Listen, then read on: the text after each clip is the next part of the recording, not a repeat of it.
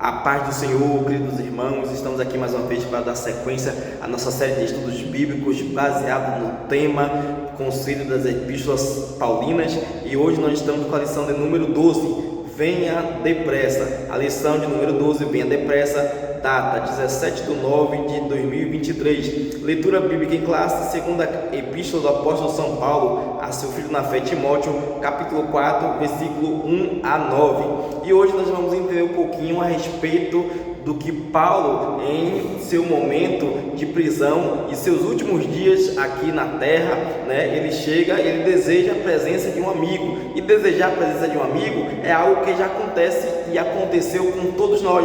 Quem não já desejou a presença de um amigo, em um momento de luta, dificuldade? Todo mundo deseja a presença de alguém que foi importante em nossa caminhada. Tem pessoas que passam pela nossa vida e não é que elas vão embora, mas que é o propósito de Deus. Às vezes as pessoas se distanciam por força das circunstâncias, por outras situações do cotidiano, mas que possamos ter em nosso coração esse desejo de pessoas que a gente queira perto de nós novamente, que a gente possa ligar para alguém e dizer: olha, vem me ver depressa, estou com saudade de vocês. Então essa saudade bateu no coração de Paulo, e Paulo teve essa consciência, e ele fala com Timóteo: olha, Timóteo, vem depressa me ver. Então essa saudade que bateu no coração de Paulo foi impactante para que ele escrevesse essa epístola para Timóteo.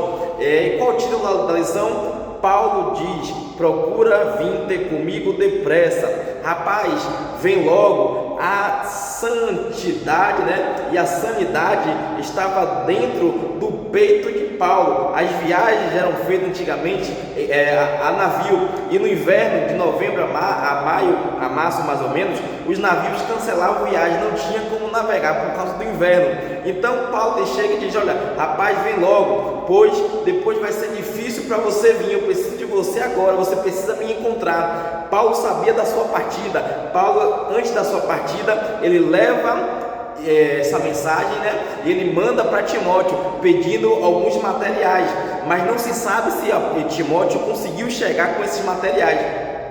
Paulo não morreu angustiado.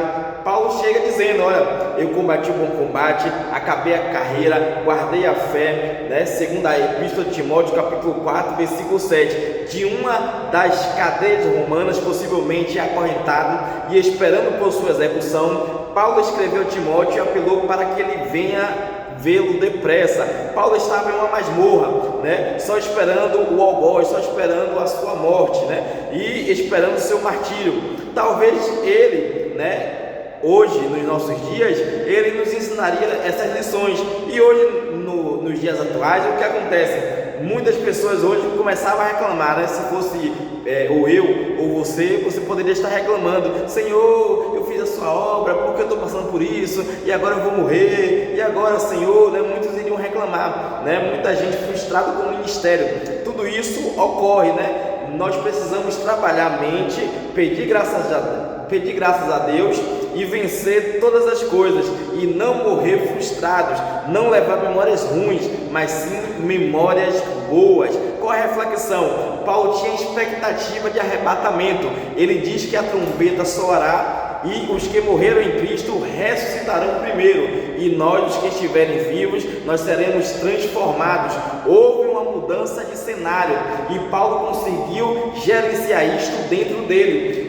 As suas emoções, as emoções de um homem que estava esperando o arrebatamento, de repente muda, e ele diz: olha, o tempo da minha partida é chegado. Então Paulo tinha expectativa do arrebatamento, mas houve uma mudança de cenário, e ele conseguiu gerenciar isso dentro dele. Em um momento ele está esperando o arrebatamento, agora ele entende que era a hora da partida, ele está indo, aí ele diz: eu combati o bom combate, guardei a carreira, a fé que me foi proposta, e agora eu espero a coroa, que me foi prometida. Então Paulo tinha consciência, ele soube gerenciar, ele soube administrar essa situação, Então alguns talvez diziam, Jesus vai tirar você dessa prisão, Paulo. Olha, Paulo, ele vai voltar e nós seremos arrebatados. Isso foi lá atrás eu falei isso. As coisas mudaram. Eu estou feliz, pois eu estou sendo oferecido como sacrifício por causa do Evangelho. Combati o bom combate, acabei a carreira e guardei a fé. Desde agora o qual o Senhor, o justo juiz, me dará naquele dia a coroa da justiça que está guardada, e não somente a mim, mas também a todos os quais amarem a sua vinda, né? Louvado seja o nome do Senhor, que possamos estar assim como Paulo, né? Esperando, né, o Senhor voltar, e caso não espere o Senhor voltar, né, que esteja consciente de que a nossa morada não é aqui na terra, mas sim na eternidade com Cristo Jesus, que possamos entender que o momento da nossa partida pode estar mais próximo de agora, né? Podemos ir agora ou não ir, podemos esperar ou não esperar. Então essa é a questão, é ser ou não ser, é esperar ou não esperar. Precisamos ter esse gerenciamento da nossa vida, da nossa mente. Precisamos entender qual é o momento, se é o momento de ir ou se é o momento de ficar. Louvado seja o nome de Jesus. Tópico de número 1, pregue a palavra. Subtópico de número 1, a consciência da missão. A segunda carta a Timóteo é repleta de apelos e incentivos e orientações para que o jovem ministro continuasse o serviço da pregação e defesa do Evangelho. Paulo está dizendo, não pare, continue, vai adiante, pela minha vida, pelo meu exemplo, né? Continue, Timóteo, prega a palavra, né? Continue, vai adiante, pela minha vida, pelo meu exemplo, né? Combati o bom combate, guardei a carreira, e agora o que me aguarda é a coroa, o que me aguarda é o que me foi prometido, né? Vá adiante, prossiga nessa missão, né? Subtópico número 2, a missiologia paulina. Paulo foi o maior missionário da igreja depois de Jesus, né? Depois de Jesus, Paulo é a maior figura do Novo Testamento. Paulo diz, as minhas palavras e pregação não consistiram em palavras persuasivas e de sabedoria humana, em palavras, né, de demonstração de espírito e de poder, né? Eu vim a vocês não com palavra de persuasão, de sabedoria humana, filosofia vã, não, eu vim a vocês com o poder de Deus, com a pregação do Evangelho, o Evangelho que salva, cura, liberta, batiza e leva para o céu. Eu vim pregar Jesus Cristo crucificado, não vivo mais eu, mas Cristo vive em mim, e agora a vida que eu levo pelo Filho de Deus. Ou seja, Paulo estava dizendo, não seja, né, como o mundo, né, mas imite ao Senhor Jesus, nos imite, porque eu imito a Cristo, eu estou imitando a Ele, né? Então, sejam meus imitadores assim como eu sou de Cristo. Então, Paulo tinha essa consciência de pregar o Evangelho, de pregar a palavra do reino, a palavra de Jesus. Ele pregava a palavra de Deus, ele não voltava a sua missão para trás, ou seja, enchendo o povo, né, enchendo a cabeça, a mente do povo de linguiça, né, ou inventando história de filosofia, psicologia, não. Ele pregava o Evangelho, ele não voltava atrás na sua missão. É tanto que ele pregava o Evangelho que ele chega a dizer sobre o poder de Deus. Olha, Romanos capítulo 1, versículo 16, não me envergonho do Evangelho de Cristo, porque eu sei que é poder de Deus para salvar todo aquele que nele crê. Então Paulo tinha essa consciência, né? Essa missão de pregar o Evangelho de Cristo. Subtópico número 3 do tópico 1, conteúdo da pregação.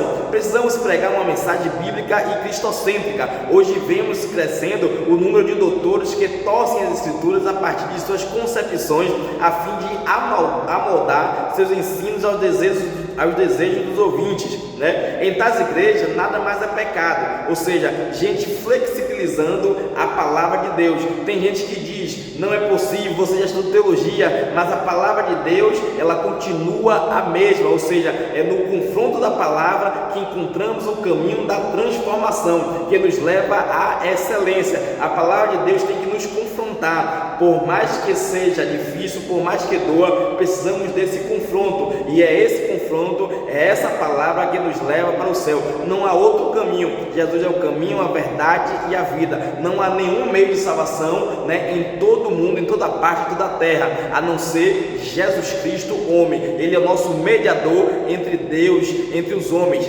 Jesus Cristo, é Ele que media a nós a salvação.